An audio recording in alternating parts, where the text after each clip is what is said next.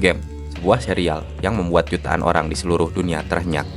Sebuah kisah yang membawa kita menyaksikan keputusasaan, pengkhianatan, dan perjuangan untuk bertahan hidup. Tapi, pernahkah Anda terpikir, bagaimana jika permainan ini bukan sekedar fiksi? Bagaimana jika di dunia nyata ada mereka yang mempertaruhkan nyawanya demi bertahan hidup? Dan bagaimana jika kita semua tanpa sadar sebenarnya sudah menjadi bagian dari permainan itu? Dalam Squid Game, peserta berasal dari berbagai latar belakang, mulai dari pengangguran, kerja keras yang terlilit hutang, hingga penipu yang akhirnya menjadi korban penipuannya sendiri. Tapi ada satu kesamaan yang menyatukan mereka semua, yaitu putusasaan. Mereka kehilangan harapan dan melihat permainan itu sebagai satu-satunya jalan keluar. Di dunia nyata, cerita ini tidak jauh berbeda. Tahun 2023, laporan dari World Bank menyebutkan bahwa lebih dari 60% populasi dunia memiliki hutang. Angka ini meningkat tajam dalam 2 dekade terakhir. Dan di tengah-tengah angka besar ini, ada cerita kecil yang tersembunyi di balik setiap statistik. Cerita tentang seorang ibu yang bekerja lembur hanya untuk membayar biaya sekolah anaknya, seorang mahasiswa yang harus mengambil pinjaman besar untuk pendidikan, atau seorang kepala keluarga yang terjebak dalam lingkungan utang akibat bunga pinjaman yang mencekik. Dari sudut pandang mereka yang memiliki banyak uang, ini mungkin hanya angka. Tapi bagi orang-orang yang hidup dalam statistik ini, mereka berada di ambang jurang setiap harinya. Kesenjangan ekonomi terus melebar. Berdasarkan laporan Oxfam, 1% orang terkaya di dunia menguasai lebih dari separuh kekayaan global. Sementara itu, setengah dari populasi dunia hidup dengan penghasilan kurang dari $2 sehari. Ini bukan hanya ketidakadilan, ini adalah ketidakmungkinan. Ketika satu kelompok mampu mengakses semua yang mereka inginkan, kelompok lainnya bahkan tidak bisa memenuhi kebutuhan dasar mereka. Squid Game yang menggambarkan bagaimana sistem ekonomi memaksa orang untuk berkompetisi hingga titik terendah. Di dunia nyata, situasi ini tercermin dalam berbagai bentuk. Salah satunya adalah fenomena kompetisi yang ekstrim untuk mendapatkan pekerjaan. Di India, ribuan orang melamar untuk satu posisi di pemerintahan dengan gaji yang bahkan tidak mencukupi kebutuhan hidup keluarga. Di Filipina, kerja migran bersaing untuk mendapatkan domestik di luar negeri dengan resiko eksploitasi. Dan di Amerika Latin, ratusan orang melintasi perbatasan setiap harinya, menghadapi bahaya penangkapan, perdagangan manusia, atau bahkan kematian. Maria adalah salah satu dari banyak orang yang menjadi simbol keputusasaan. Ketika uang untuk makan tidak cukup, ketika utang terus membengkak, dia merasa tidak punya pilihan yang lain. Namun, seperti peserta dalam permainan Squid Game, Maria tidak tahu bahwa dia mungkin sedang menuju akhir yang tragis. Tidak hanya di negara berkembang, di dunia barat, ada permainan yang terjadi di kalangan mahasiswa.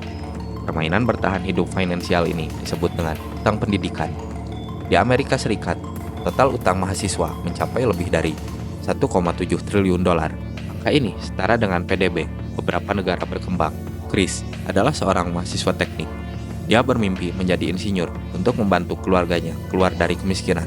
Tapi dengan utang pendidikan besar $100.000, dia tahu bahwa hidupnya akan lebih sulit dari yang dia bayangkan. Disinilah letak ironi yang sebenarnya. Mereka yang mencari pendidikan untuk memperbaiki hidup, mereka justru berakhir terjebak dalam lingkungan utang yang membuat hidupnya semakin sulit. Bukankah ini terdengar seperti permainan Squid Game, di mana Anda harus maju terus meskipun Anda tahu peluang melawan Anda?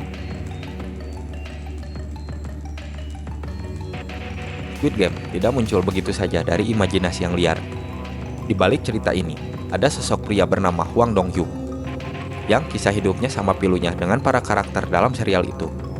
Sebelum Squid Game sukses, Hwang adalah seorang seniman yang nyaris kehilangan segalanya.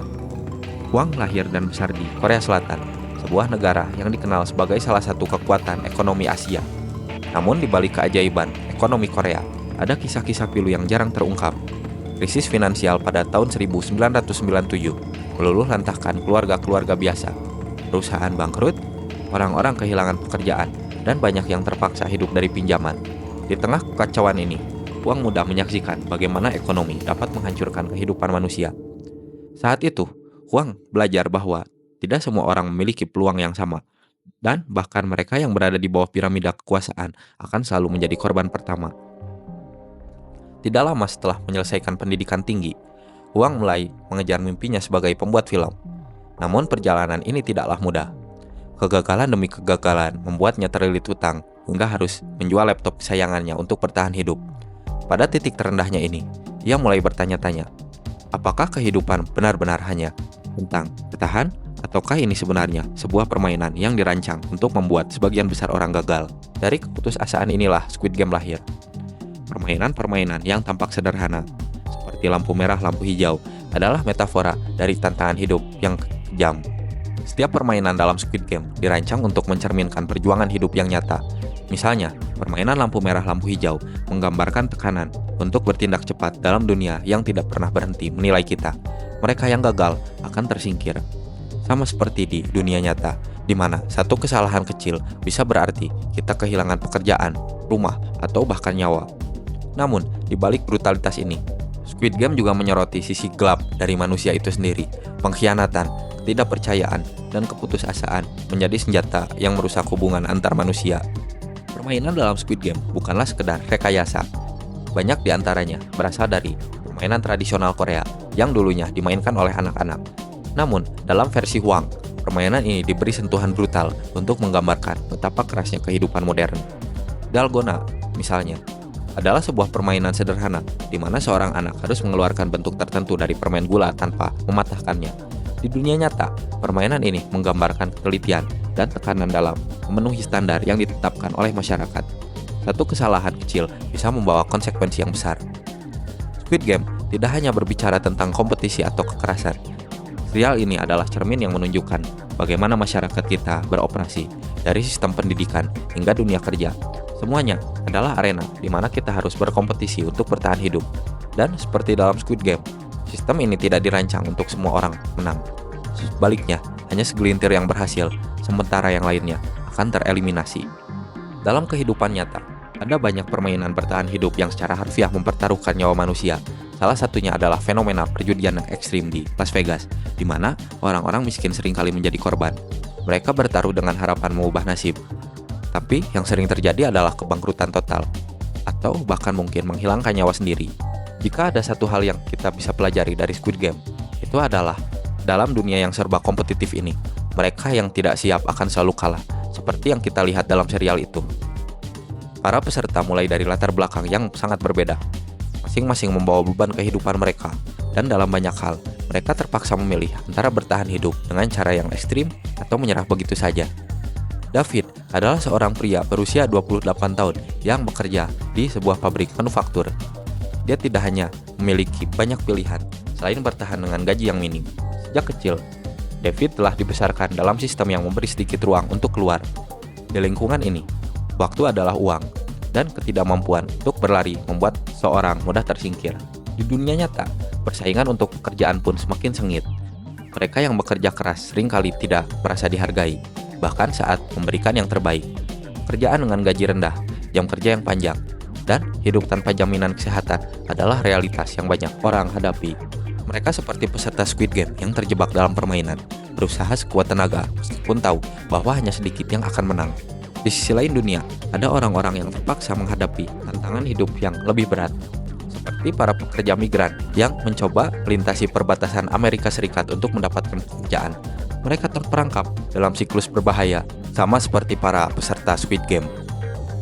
Seperti yang kita lihat di Squid Game, banyak peserta yang dipaksa untuk mengikuti aturan permainan, meskipun mereka tahu akan ada konsekuensi. Begitu juga dengan para pekerja migran ini, yang berharap dengan hanya melintasi perbatasan, mereka dapat mencari kehidupan yang lebih baik. Tapi seringkali, mereka berakhir dalam situasi yang lebih buruk, diperas atau dianiaya oleh pihak yang berkuasa. Di negara-negara berkembang, seperti Cina dan Bangladesh, pekerja seringkali dipaksa untuk bekerja lebih dari 12 jam sehari dengan upah yang sangatlah rendah. Pekerjaan mereka terikat oleh kontrak yang mencekik, dan mereka berada di bawah tekanan konstan untuk menghasilkan lebih banyak dengan lebih sedikit. Seperti dalam Squid Game, mereka yang gagal memenuhi standar seringkali dihukum. Di dunia nyata, hukuman ini bisa berupa pemecatan, pengurangan jam kerja, atau bahkan eksploitasi lebih lanjut. Dalam banyak hal, mereka terjebak dalam sebuah permainan di mana tidak ada jalan keluar. Maria adalah seorang ibu tunggal yang berjuang untuk membesarkan anaknya dengan penghasilan yang minim. Setiap hari, dia bekerja lebih dari 12 jam di restoran cepat saji, dengan harapan bahwa suatu hari nanti kehidupannya akan berubah. Maria seringkali merasa seperti peserta dalam permainan yang tidak ada habisnya. Seperti di Squid Game, dia harus berjuang untuk bertahan hidup. Namun, setiap kali ia merasa hampir menang, realitasnya menghantam keras, Dan setiap kali itu, ia harus kembali ke titik awal. Seperti halnya dalam dunia nyata, peserta Squid Game pada akhirnya harus memilih antara bertahan hidup atau menyerah.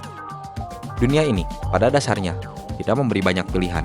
Mereka yang memiliki kekuasaan menentukan bagaimana aturan dimainkan. Dan mereka yang tidak dapat mengikuti aturan itu akanlah tersingkir. Di sisi lain dunia, ada dunia gelap yang tersembunyi di balik kemewahan dan teknologi. Dunia ini adalah tempat di mana individu tidak hanya berjuang untuk bertahan hidup, tapi terperangkap dalam sebuah jaringan yang lebih besar dan lebih mematikan. Ini adalah dunia dari dark web, sebuah dunia yang sangat sedikit orang ketahui, namun memiliki dampak yang besar pada kehidupan mereka.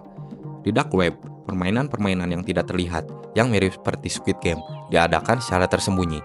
Di sini, orang-orang dapat membeli atau menjual apapun, termasuk data pribadi, identitas palsu, dan bahkan pekerjaan beresiko tinggi yang melibatkan eksploitasi manusia. Di Asia Timur, perdagangan manusia telah menjadi fenomena yang memprihatinkan. Banyak wanita muda, terutama dari negara-negara seperti Filipina, Vietnam, dan Thailand, dijebak dalam jebakan ini dengan janji pekerjaan yang menggiurkan, namun berakhir menjadi korban perdagangan manusia. Seperti dalam Squid Game, mereka tidak punya pilihan lain, dan mereka terjebak dalam lingkaran kekuasaan yang tidak berkesudahan.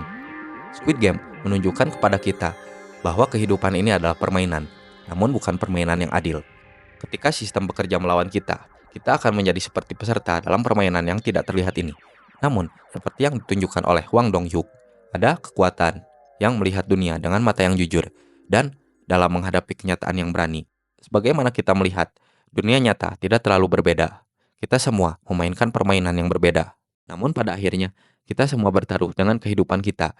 Ketika sistem yang tidak memberikan pilihan selain bertahan hidup, kita menjadi bagian dari permainan yang mungkin tak bisa kita hentikan. Di dunia ini, kita semua terjebak dalam permainan hidup yang lebih besar dari kita. Namun, seperti peserta Squid Game yang akhirnya memilih untuk bertahan, kita semua memiliki pilihan, meskipun kadang kita harus berjuang lebih keras dari apa yang kita bayangkan.